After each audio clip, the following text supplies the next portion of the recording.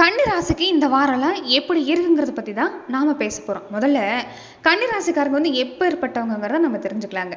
இவங்ககிட்ட இருக்கிற முதல் குணமே எந்த வேலையை எடுத்தாலும் அதை சுத்தபத்தமாக நெத்தியடியாக செஞ்சு முடிக்கணும்னு நினைப்பாங்க. வீடாக இருந்தாலும் சரி, செய்கிற தொழில் செய்கிற இடமா இருந்தாலும் சரி, ஒரு பொருளை எடுத்த இடத்துல வைக்கணும்.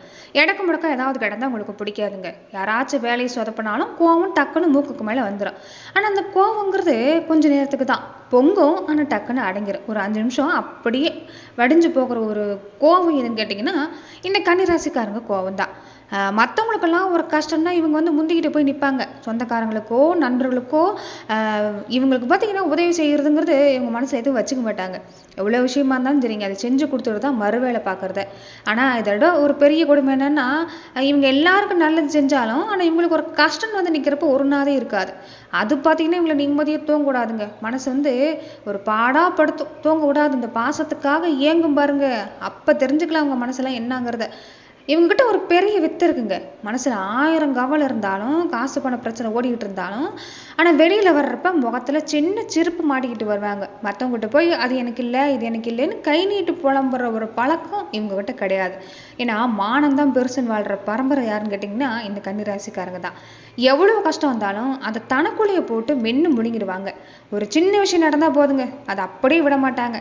ஏதாவது ஒரு வார்த்தை சொல்லிட்டீங்கன்னு வச்சுக்கோங்களேன், அதாவது இவங்ககிட்ட அவங்க ஏன் அப்படி சொன்னாங்க, அதுக்கு அர்த்தம் என்ன அப்படின்னு ஒரு தடவைக்கு பல தடவை அதை யோசிச்சு பார்த்துருவாங்க. அப்படியே மண்டை குடஞ்சி ஆராய்ச்சி பண்ணுறதுல இவங்க கெட்டிக்காரங்க தான். அதுக்கான காரணம் கண்டுபிடிக்க முடியல, உங்களுக்கு சரியாக தூக்கமே வராதுங்க. ஆனால் என்ன இந்த நேரத்தில் உலகத்தில் இருக்கிற மொத்த கவலையும் இவங்க தான் சுமக்குங்கிற மாதிரி வம்படியாக நிறைய விஷயத்த கவலையை இவங்க மனசில் போட்டு இந்த நேரம் வச்சுருக்குறாங்க.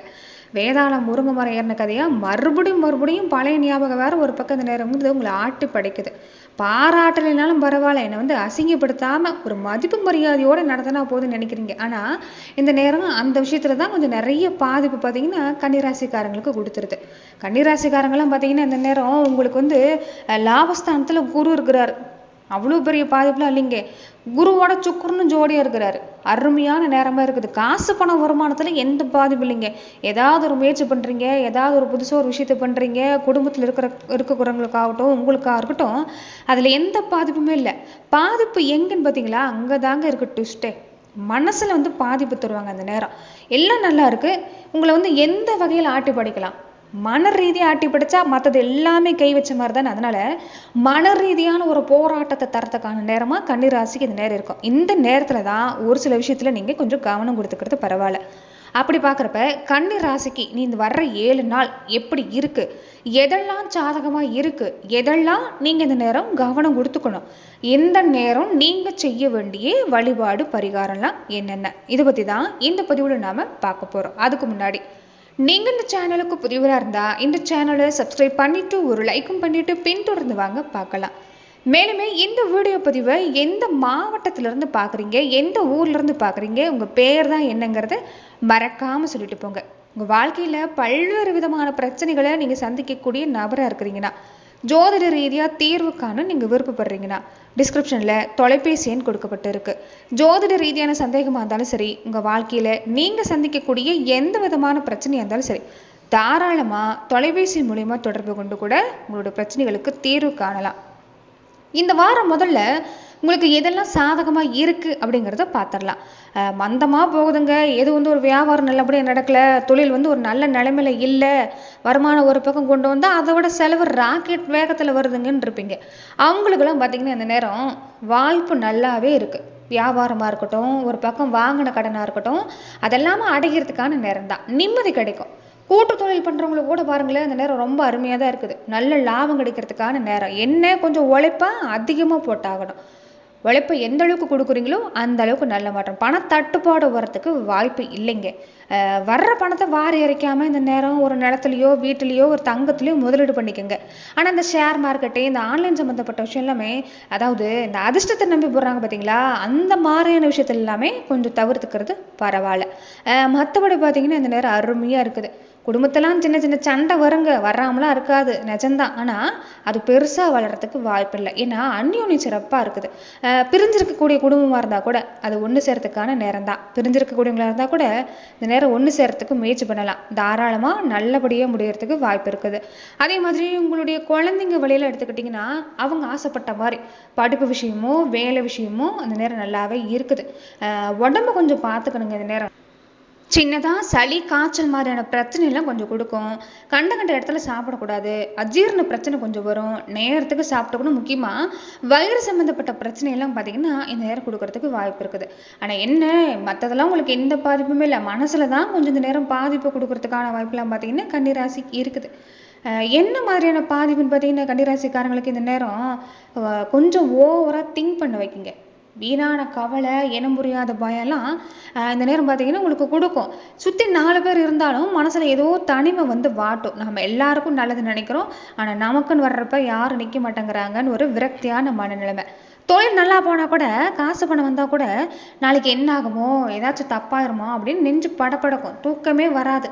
நடுராத்திரியில் கண்ணை முடிச்சுக்கிட்டு ஓவராக யோசிச்சு இருக்கிற நிம்மதியும் கெடுத்துக்கிட்டு இருப்பீங்க. மனசு ஒரு நேர்கோட்டில் நிற்காதுங்க. காலையில் இருக்கிற தெம்பு சாயங்காலம் பார்த்தீங்கன்னா அப்படியே வடிஞ்சு போயிருக்கும்.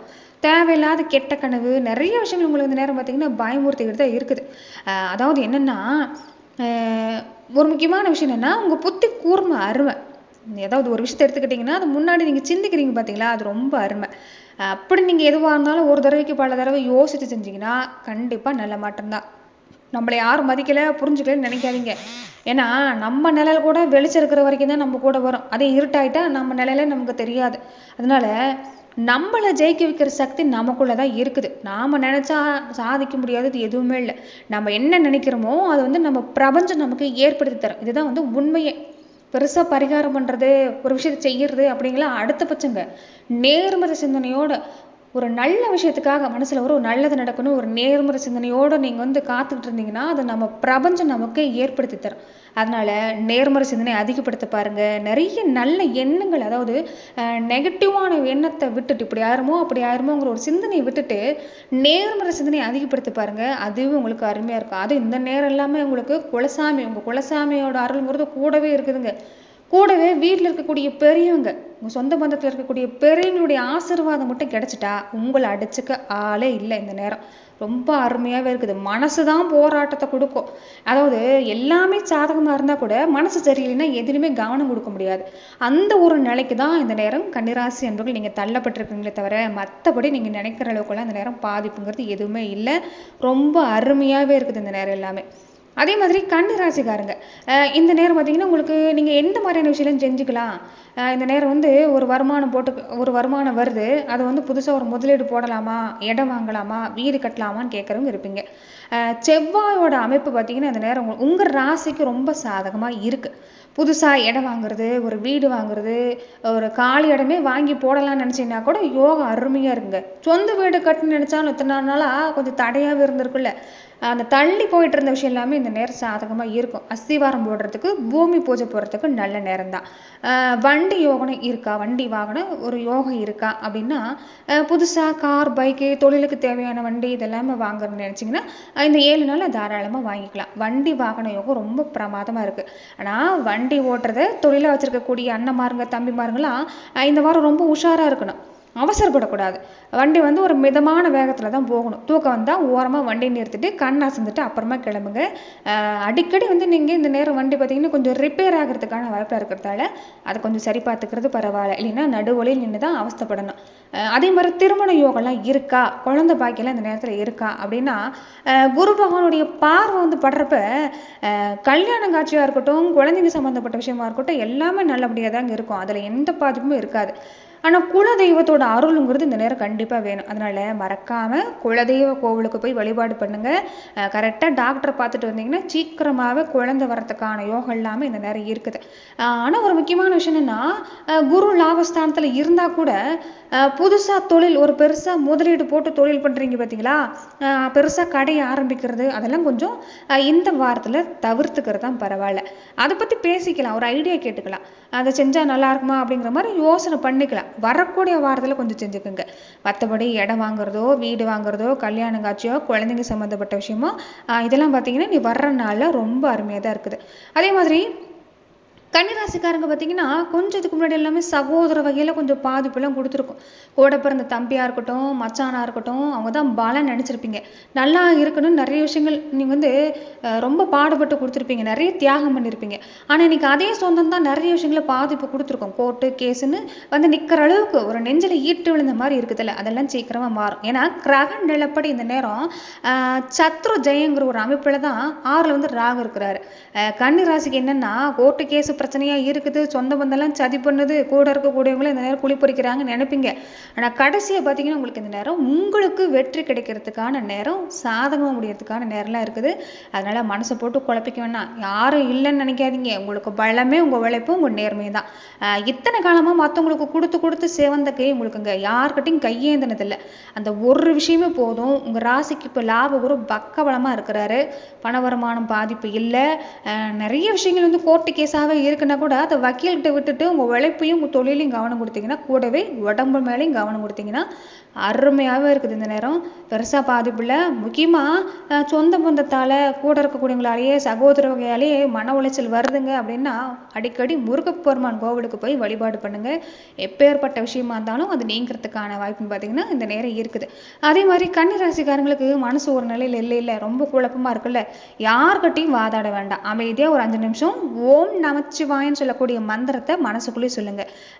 இல்லைன்னா பக்கத்தில் சிவாலயம் இருந்தால் கூட அங்கே போய் வழிபாடு பண்ணிக்கிறது பரவாயில்ல. அதே மாதிரி இன்னொரு முக்கியமான விஷயம், குல தெய்வ வழிபாட்டை விடக்கூடாது. எந்த சாமி கைவிட்டாலும் குலசாமி கைவிடாதும்பாங்க. தினமுமே வீட்டில் குலசாமிக்கு தீபம் போட்டு வழிபாடு பண்ணுங்க. பக்கத்தில் விநாயக பெருமான் கோவில் இருந்தால் அங்கே ஒரு கைப்பிடி அருகம்புல் நீங்கள் மாலையாக கோர்த்து போட்டுட்டு கூட 3 சுற்று சுற்றி ஒரு தேங்காய் உடைச்சி, சிதறக்காய் உடைச்சி நீங்கள் வழிபாடு பண்ணிக்கிட்டு வந்தீங்கன்னா ரொம்ப அருமையாக இருக்குது. புதன்கிழமையான புதன் பகவான் வழிபாடு, அதாவது பெருமாள் கோவிலுக்கு போங்க. அதே மாதிரி வீட்டில் பொறுத்த வரைக்குமே தினமுமே மனசார மகாவிஷ்ணுவை நினச்சி கும்பிடுங்க. நல்ல மாற்றம் காத்திருக்குன்னு சொல்லலாம். சனிக்கிழமை அன்னைக்கு உங்கள் கைப்பட கொஞ்சமாக சக்கரை பொங்கல் இல்லைன்னா பச்சரிசி சாதத்தில் கொஞ்சோண்டு வெல்லம் கலந்து வீட்டு வாசலில் வர்ற காக்காவுக்கு, பறவைகளுக்கெல்லாம் கொஞ்சம் வைங்க. அதை சாப்பிட்றப்ப உங்கள் மனசில் இந்த குழப்பம் எல்லாமே அப்படியே சக்கரை மாதிரி கரைஞ்சு போயிடும். அதெல்லாம் கொஞ்சம் கவனம் கொடுங்க. மற்றபடி பாதிப்பு இல்லை. ஆயிரக்கணக்கு செலவு பண்ணி இந்த கோயிலுக்கு போகணும், அந்த கோயிலுக்கு போகணும்ல இல்லைங்க. மனசு உருகி உங்கள் குலசாமியை கும்பிட்டு ஒரு சின்ன சின்ன விஷயங்கள் எல்லாமே தான தர்மம்னு எடுத்துக்கிட்டிங்கன்னா அன்னதானத்தை விட சிறந்த விஷயம் எதுவுமே இல்லை. இந்த மாதிரியான விஷயத்த கொஞ்சம் செஞ்சுட்டு வந்தீங்கன்னா இந்த நேரம் கன்னிராசிக்கு அருமையாகவே இருக்குது. நன்றி நண்பர்களே. இந்த பதிவில் கன்னிராசிக்கு வரக்கூடிய 7 நாட்கள் எப்படிப்பட்ட பலன் எல்லாம் கிடைக்குங்கிறத நம்ம பார்த்தோம். மேலும் இந்த மாதிரியான பதிவுக்கு நீங்கள் இந்த சேனலை லைக் பண்ணுங்க, ஷேர் பண்ணுங்க, கமெண்ட் பண்ணுங்க.